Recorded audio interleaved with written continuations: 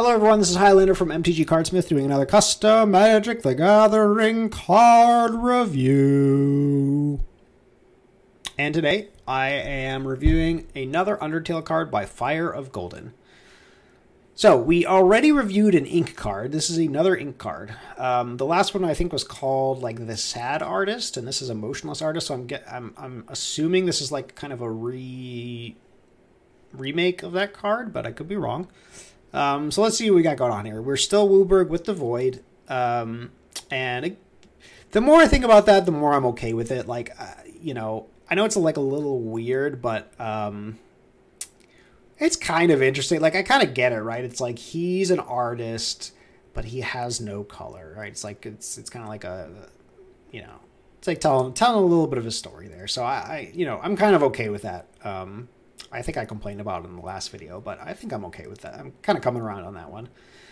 Oh, you even used the legendary frame here. Look at that. Yeah, I was just kind of complaining on some of the other ones that you weren't using the legendary border, so nice. Okay.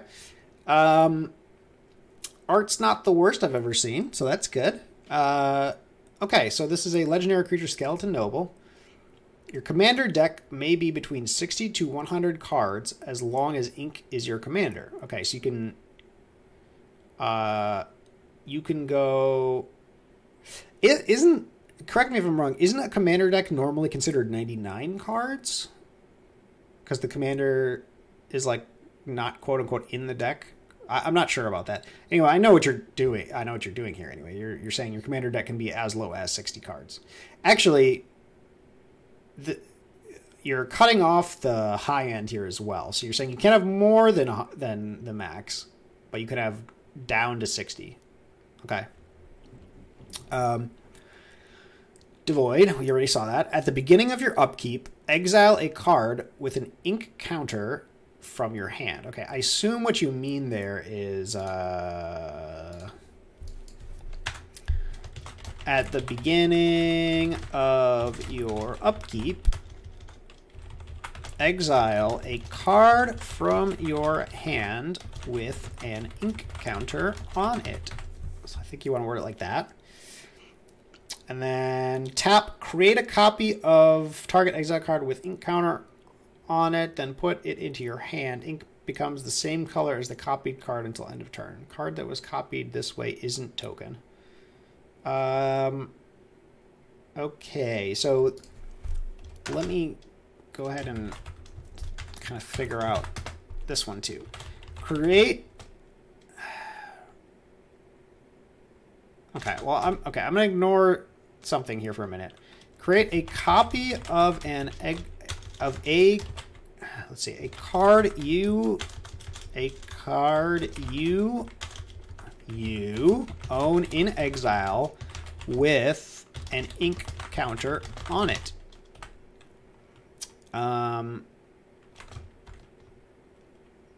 Put that... see, that is the problem. You can't put copies of cards into your hand, right? This is kind of an issue. Now, unless you're talking about... the only way you can do this is on digital. If you're talking about... what's the new format? Alchemy, right? If this was an alchemy card, you would use the word conjure here. You could conjure a card in your hand, but for paper magic, you can't put a copy of a card into your hand because that just doesn't...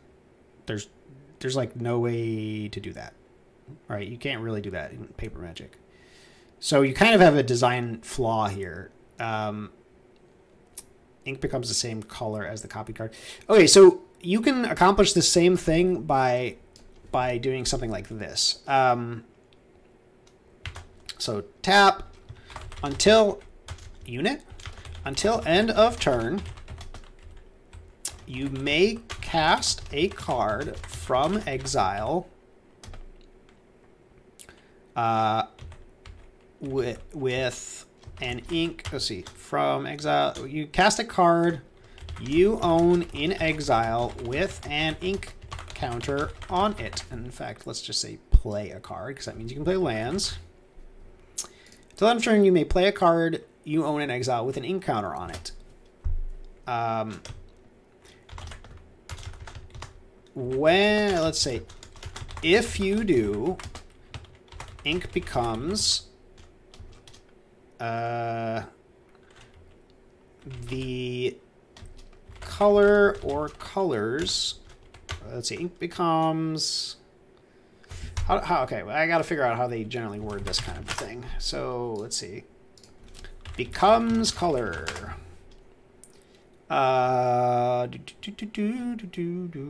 Becomes the color of your choice until end of turn. Becomes... Okay, target creature becomes the color or colors of your choice until end of turn. So you would probably say, like, if you do, ink becomes the color or colors of the of that card until end of turn. I think that's right. Till end of turn, you may play a card you own in exile with an ink counter on it. If you do, ink becomes the color or colors of that card until end of turn. There we go. Okay. So this is probably how you want to do what you're doing here. Because in Paper Magic, you cannot, like I said, you can't put a copy of a card into your hand. It's just not kosher. So you would probably word it this way, where you can just play the card from exile, right?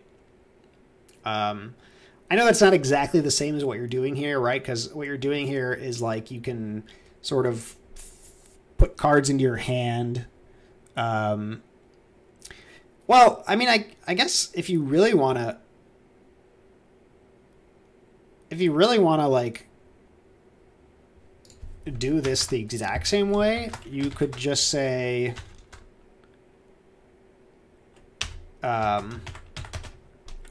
put a card you own in exile with an ink counter on it into your hand. Right? That's all you really need. And then you have the colors thing, right? This. Right? So this does the same thing that you're talking about here, except you're not... Oh, right. It doesn't do the same thing, right? Because this lets you repeatedly do it over and over again. Right? Repeatedly get the copy of the same card. And in fact, this doesn't do it either. But is that really what you want? Do you want people to just be able to play the same card over and over again? I don't think that's a good idea. So yeah, I'm not sure what your intention here is, because you're using wording that doesn't really exist in Magic.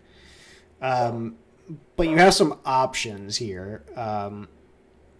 So I recommend doing something like one of these here. The thing about this, the reason this is kind of weird, is you might as well just say at the beginning of your upkeep, draw a card, or like at the beginning of your upkeep, reveal the top card of your library. Ink becomes, you know, the color or colors of that card until end of turn. Put that card into your hand. That's kind of the same thing, except you don't have to, like, tap the guy. But I mean, it's like, I don't know. It's like you just might as well do that, because you could just basically exile a card, then tap, put it in your hand. Exile a card, tap, put it in your hand. I guess the tapping means you can't attack, so, you know, maybe that's what you wanted. I'm not sure. Anyway, this is kind of a strange card. Like, again, like I like the flavor of, like, you messing with colors on this guy. Like, I like that. That's cool. I like that he's devoid. I like that, you know, he kind of messes with colors because he's an artist, right? I think that's cool. I think that's very cool. But there's just a lot of strange things about this card. Like, I don't understand this line. Like, why is this line here? I mean, it's like, yes, it's somewhat unique, but like, putting fewer cards in your commander deck, while it is actually a positive thing for you, or when I say positive, I mean, like, it's a benefit, right? It means that you have a better density in your deck of your good cards. This guy doesn't really, like, use this in any interesting way. It's kind of just, like, tacked on here, you know what I mean? and it's also a little bit against the spirit of Commander, I would think, because like the whole idea of Commander is that like, you know, you play 100 card singleton so that your games are always different, right? Now, of course, people play tutors and things like that, but I feel like that's kind of going against the spirit of Commander. But that doesn't personally bother me that much. I just find this wording to be a little strange for a creature that doesn't really seem to be making any use of this ability, you know? It's not, it doesn't feel clever. It just sort of feels like, you know, it's tacked on, I guess. And I don't see why him being an artist means he has, or an emotionless artist means he can have fewer cards in his deck. So like flavor-wise, it doesn't make sense to me exactly. So, and then you know, this is just a little strange. Like, I'm not quite sure what your intention is here. So this one, yeah, I mean, there's some things I like about this card. Like, I said this earlier. You know, I like the flavor of him being devoid and him like messing with colors because he's an artist, right? I think that's cool. I like that part of the card. You know, that's like the best thing about the card. But you know, the other stuff is just feels a little strange to me. I mean, this is, I think, my favorite variant of that ability. So I would rather see something like this, in which case this guy kind of becomes a conditional like draw 2, or he actually does become a draw 2 every turn, right?